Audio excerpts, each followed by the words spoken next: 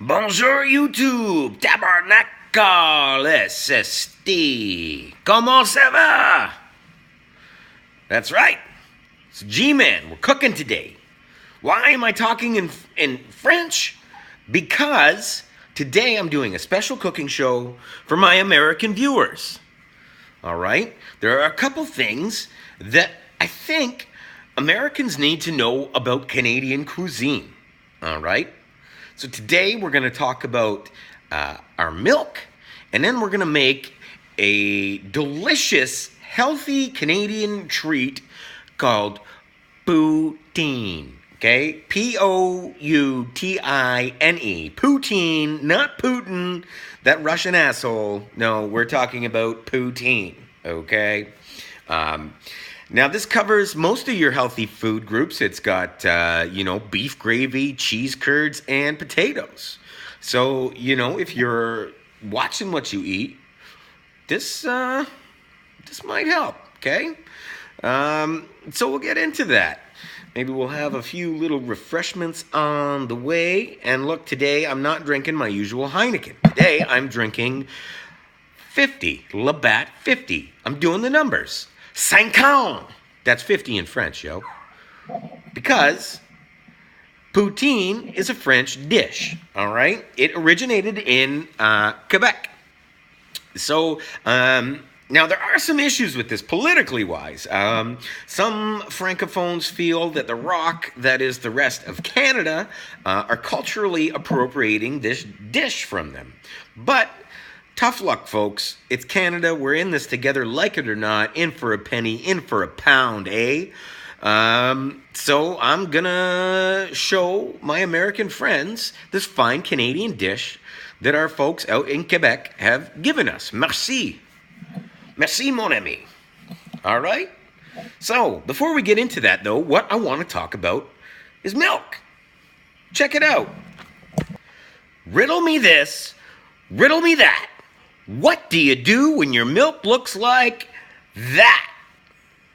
Ladies and gentlemen, we are going to answer this question because it has come to my attention, all right, that my American friends get their milk from something, I think it's like called a carton or a jug, right? Isn't that what you getting your milk out of? It's so strange. But hey, to each his own, whatever floats your boat, people.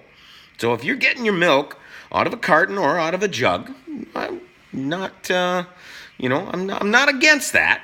But this is how it rolls in Canada. Our milk comes in a bag, in a sack. So how do you deal with this? What the hell do you do with it? Well, I'm going to show you right now. So listen, if you've been following along, you know that Canadians predominantly get our milk from bags. All right? But those bags of milk have to come in something. And you know what? They also come in bags. Check it out. This is a milk bag. All right? Why am I mentioning these? Because you get 3 bags of milk in this one bag of milk bags. Okay? And so when you're done with this bag, what my wife and I do is the local Rangers, which is like an offshoot of Girl Guides, we wash these out, and then the Rangers, they take them and they use them to turn them into a bed, and they go off to kids in third world countries.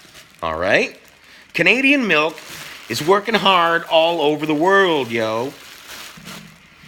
All right. So, you've seen how the milk bags come in a bag of milk bags, all right? But what do you do with the milk? How the hell do you get it out? Well, we have this thing. It's like a juice pitcher, okay? Check it out, all right? But it is designed, right, as a container for said milk bags. So you drop the milk bag in there. And like I said before, it's a little like getting a big pickup truck into a garage. You don't think it's really going to fit, but you fold in the mirrors and it just slides right in. You know what I'm talking about, right? Then what do you do? How do you get the milk out? Well, you do this.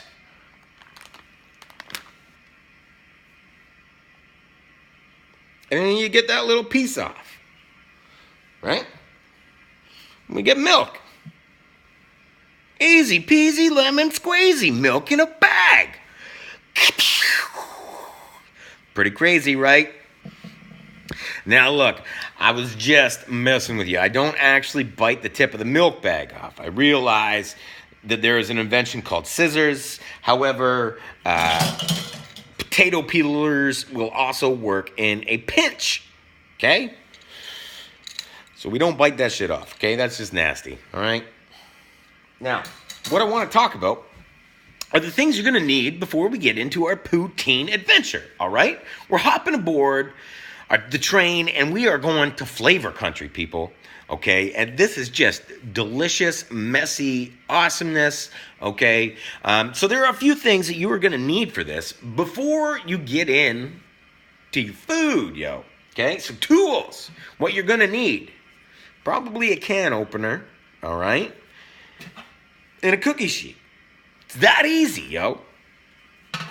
I'm telling you, this stuff is gold, pure gold. It is a stoner's dream. You get the munchies. We're talking minimal tools here. It's definitely, like, I would say, out of, the difficulty rating here, I would give it a 1 beer out of 5s. It's so easy, okay? And I'm going to show you just how easy it is right now, okay? After I show you the rest of the food ingredients you're going to need. So you've got your can opener and your cookie sheet, okay? Well, the base to any good poutine, okay, potatoes. What are we going to do with this? We are going to chop up this pomme de terre, and we are going to make some pommes frites, ladies and gentlemen, some French fries, okay? So, you're going to need a potato. The next real kind of crucial thing, okay, that you can't sort of mess with in a poutine recipe, cheese, okay? Now, you may not have access to cheese curds, yo. You may just be getting some grated cheese, or maybe you got some brick cheese, okay? Don't be putting processed cheese on the shit, okay? That is no good, homies, okay? Don't be using processed cheese. Go get yourself a real cheese, or some cheese curds. This is the primo stuff right here, okay? You get yourself some cheese curds, and you are set, ladies and gentlemen. That is what is good, cheese curds. All right? But you can also use grated cheese if you need. Now, if you are in America, you will probably not have access to things like this.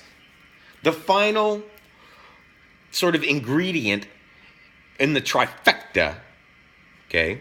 The triumvirate that makes poutine, okay? And that is your sauce. And I'm not talking the boss sauce. I'm talking the sauce, okay? This is like gravy, pretty much, okay? So for you vegans out there, maybe you can substitute with some chicken gravy or something like that, But yeah, in Canada here, we actually get poutine sauces, okay? But like I said, if you don't have access to that kind of stuff, you can always hook yourself up with a can of beef gravy. Okay, and if you got the skills and the time, yo, do some homemade gravy for this stuff, okay? You will not regret it. It will be mind-blowing for you. But this is just as good, ladies and gentlemen. Little faith. Now, the first thing we want to do in this delicious Canadian culinary masterpiece, all right, gotta chop some shit up. What are you gonna need for this? A tool I didn't mention, a knife. So I got my handy dandy K-Bar anti-tank knife, and we are gonna chop this shit up. Come on over to my chopping board. Hey, and welcome to the chopping block. So like you can see, I got this badass potato sitting there, okay? And we're gonna chop this shit up, all right? So, we want to take our potato, okay, and we want to start cutting it into shoestrings almost, okay? So let's get this done. Oh, yeah. Look at that anti-tank knife just cutting through that. So once you got your potato all nicely shoestringed. Okay, what you're gonna do, you gotta introduce your potatoes, okay, to your cookie sheet. Get that jank all spread out there, right? We want a nice layer of fries on our baking sheet. Of course, you could also deep fry this, but remember, ladies and gentlemen, a minute on the lips and a lifetime on the hips. Now, what are we gonna set our temperature to? I'll show you. 425 degrees Fahrenheit. That's right, that's 218 degrees Celsius for my Canadian brethren. Now look, the fries are gonna be in there for a hot minute, okay? We got some time, yo. What are we gonna do now? We're gonna take our can of sauce, our poutine sauce, and we're gonna open it. And now, ladies and gentlemen, it is time. Let us get our pommes frites on.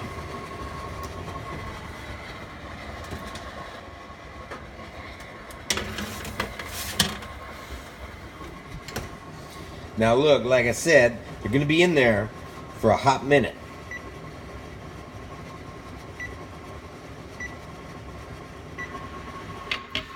All right, let's bust it up, yo. Ha! Did you see what I did there? You thought I was gonna use the old anti-tank knife, didn't you? Old G-Man, always up to his games, eh?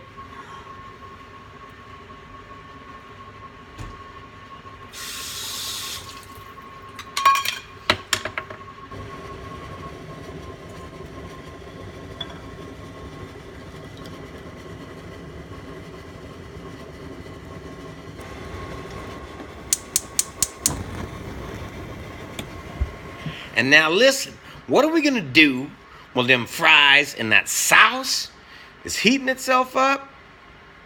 We're gonna have a little bit of something. And then I'm gonna remind you to like, share, subscribe, and comment. I love to know what you're thinking. All right, remember to turn on the alerts so you know when my content is popping up. Because I don't want you to miss a thing, ladies and gentlemen. This stuff is too important. All right, remember, we got a 500 subscriber giveaway. 2 linear action rotary tattoo machines, power supply, pedal, clip, needles, tubes, grips, tips, pigment, everything you need to get you started in the craft of tattooing. We're going to give it away at 500 subscribers, ladies and gentlemen. So get on that sub button, yo. And stay tuned for some poutine. All right, ladies and gentlemen, the pommes frites have been fried. Sort of. They've been baked, actually. But they're almost done. We have a few things we need to do first. First thing we want to do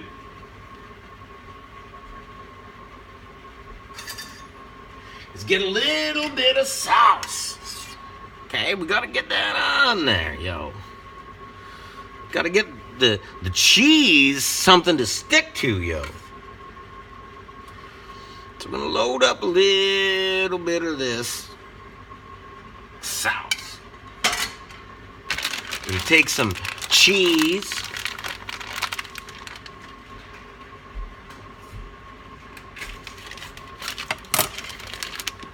We're going to take some cheese. We're going to sprinkle it on, yo. Sort of. There we go. Yeah. Oh, look. Ladies and gentlemen. Now, we're not quite done. This has got to go back in the oven for a minute. All right, there. Now, it's back out of the oven. Our curds have started melting. And what we're going to do is we're going to slap some more sauce on there. Yes. Oh, get it on there. Yes, this is a food group, ladies and gentlemen. Right, then you want to get some more cheese. Yes. Oh, yes. That's what I'm talking about. That is good, ladies and gentlemen. Then you get yourself a little more of that sauce. Okay, because that's going to help that cheese curd melt all over your pommes frites. Okay? Don't be stingy now.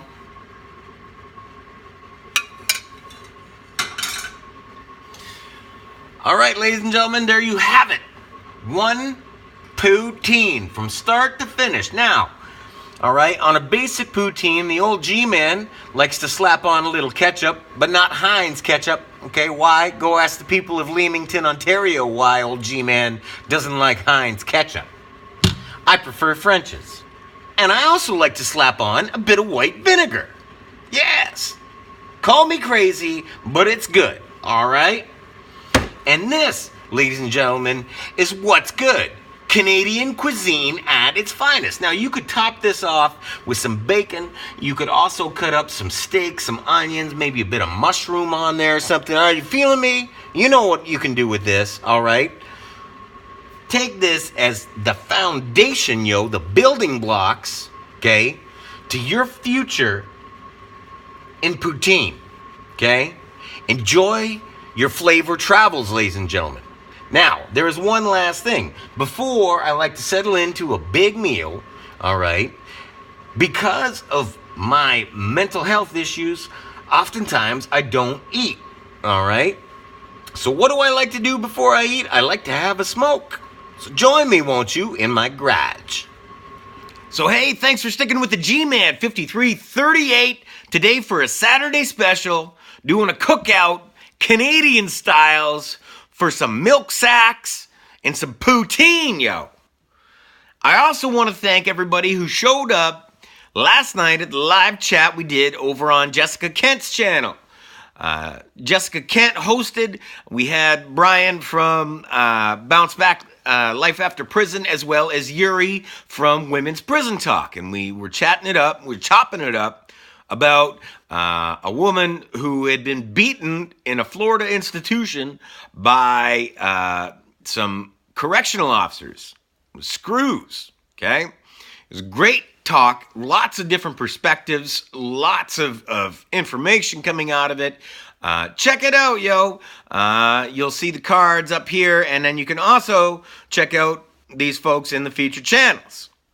Now listen, I want you all to be good, be safe, be well, look out for each other. And until next time, mes amis, santé.